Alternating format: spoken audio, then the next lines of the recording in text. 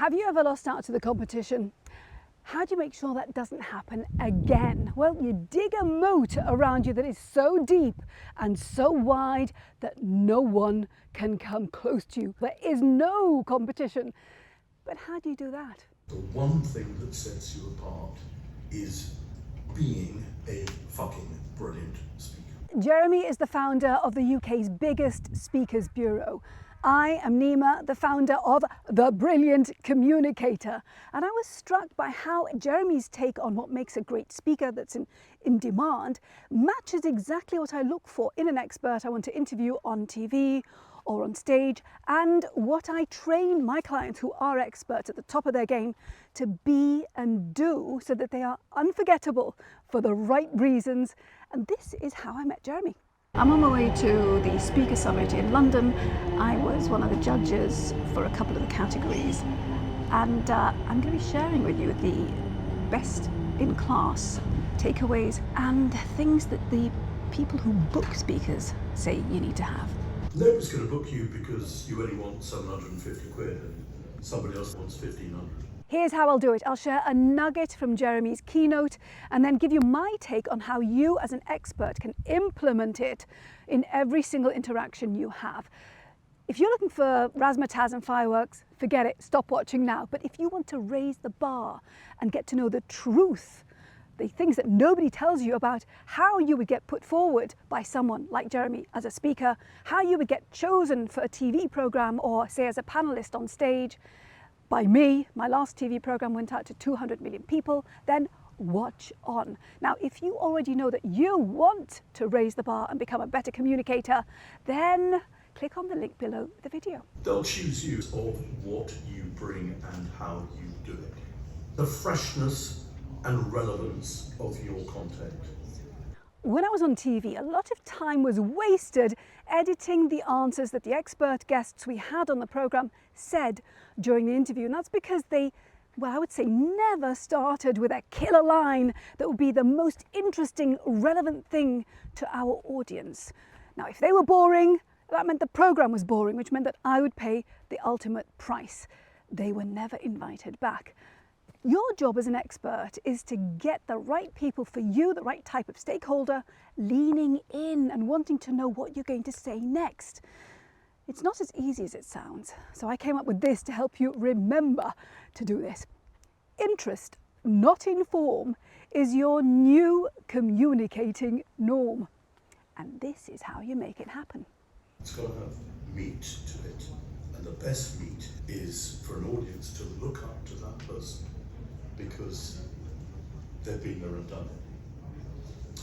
Decision makers, your best stakeholders, they don't want more information, they want your interpretation of it.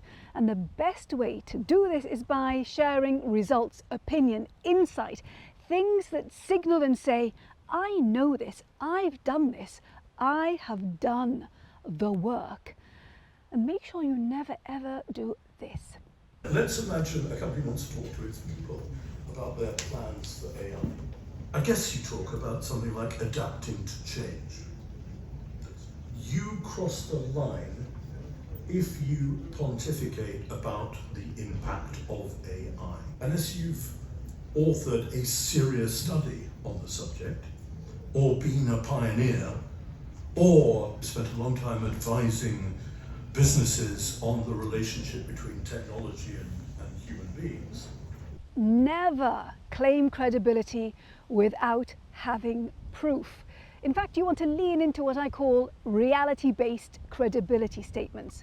You can say things like, in the 20 years I've been doing this, I've only seen this 3 times and this is why it happens. Or something like, first we need to do A because that tells us B, which we need for C. It's again signaling that you know what you're talking about. Now, if you could do this next thing, I would have you on speed dial. Connect your message to what's happening around us. Doesn't mean you have to scan that day's newspapers, but it's bloody impressive when somebody has. Do check the headlines. I get clients to check media headlines, global reports, find out what the elephant in the room is, the things that people think but don't say out loud. And knitted together through the lens of what they know and do.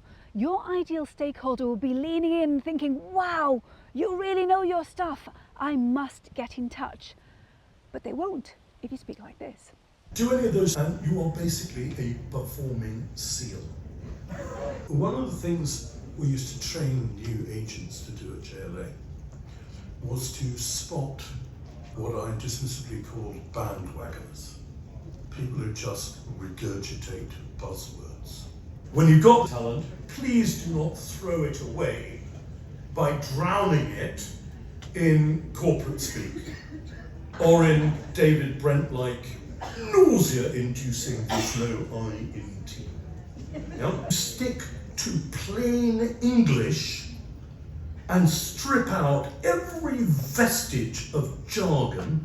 If you want people to tune in, speak like a human. He talked his way into the office and sat down on the meeting table and said, my name's Adrian, I'm a motivational speaker. I don't climb mountains or anything like that. I was absolutely gripped. He immediately did not sound like everybody else. It's a book deal for him, hundreds and hundreds of engagements, made a fortune.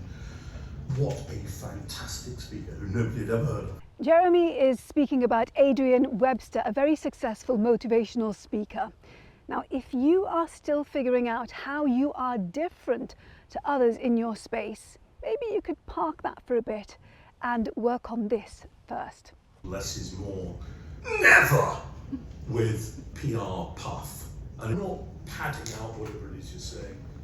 When I was on TV, I had a list of people, well, they were blacklisted because they spoke in PR speak. They were over PR'd and didn't really answer questions at all. It was really frustrating and boring interviewing them. So you don't want PR speak and you don't want padding. The problem is that experts add information by default. Again, it's this proving I know my stuff type approach. You don't want that because more information equals less understanding. The person who you want to guess from, the stakeholder whose interest you want, tunes out. And when that happens, you lose out on this. There is no better marketing, nor will there ever be marketing that's half as good as word of mouth. Which will never happen if you are not a brilliant communicator, which is not just about what you say. It's about people taking away something with them. Remembering at least something that you said the day before and just possibly altering their behaviour as a result of it. It's giving you value. You have value because you have impact. You see, communication is not just about putting information out. Communication only happens when this happens. You see, brain scans show us that when a speaker is communicating well, the recipient's brain lights up in the same place that the speaker's brain is lighting up. Their brains couple. There's a literal light bulb moment that happens. That is what communication is. It's about the recipient getting why it's important and something changes. It could be a behavior change, a thought, an idea. That's what communication is. Communication equals change. It only happens when there is change. Now, some people have a real gift for this. At the top is this layer of big American names. $150,000. One or two people, largely unknown to the public, but who have a big reputation in the corporate world, and this new breed of hit podcasters. Beneath them, you have the domestic names, many of them here today, gone tomorrow. Below them comes everybody else, broadly speaking in the 1,000 to 5,000 fee category. The equivalent in the expert world, think Warren Buffett. Deep knowledge, brilliant at making it relevant and interesting, commands huge respect. These are the qualities that the experts who got invited back onto my TV program, the experts who got the first calls, first slots on panel discussions, they had these same qualities. Now, if you want to increase the chance of you being invited back to the spotlight, make sure you don't make these mistakes when you are in the spotlight. Don't make overblown claims. Don't use corny Americanisms. Do not sound like you're offering miracle cures. Use images rather than words on screen. A client showed me 4 images she was going to use in her keynote. I told her to kill them off, to ditch them, because they were going to ruin her moment.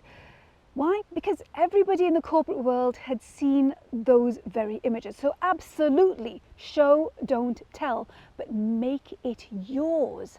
It could be an image, it could be you tapping into people's imagination by using a metaphor. So yes, show, don't tell, but don't use generic things. Now, who is it that JLA serves? Who do I work with?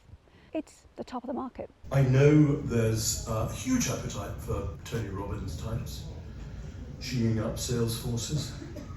I know there's an appetite for be the best version of yourself. I'm not talking about those markets. I'm talking about how the top agencies see it. What I really mean by that is how the top of the speaking industry sees it. I'm talking about from a client's point of view. So, incredibly important for you to get the city management consultants, accountants, fintech. They don't want to hear that guff. The major B2B publishers don't want to. Professional bodies don't want to hear the miracle cures. Most of the FTSE 100 don't want to hear that. I've seen so much bullshit about communication, public speaking, visibility. It's not top tier, top of the market information. Now, I've worked with global organizations, the likes of the BBC, United Nations, multinationals, Medtronic, EY, Accenture, I could go on, I won't, governments, by invitation, because I don't do bullshit. I don't waste people's time, and I always raise the bar. Let's take it full circle. The one thing that sets you apart is being a fucking brilliant speaker. If you want to be at the top of your niche, click on the link below the video and let's make it happen. Now, this is especially important right now because of what I'm calling the rise of the great expert era. If you want to know exactly what will keep you safe from AI, the competition, and anything else that can come along, watch this video next. I'll see you there.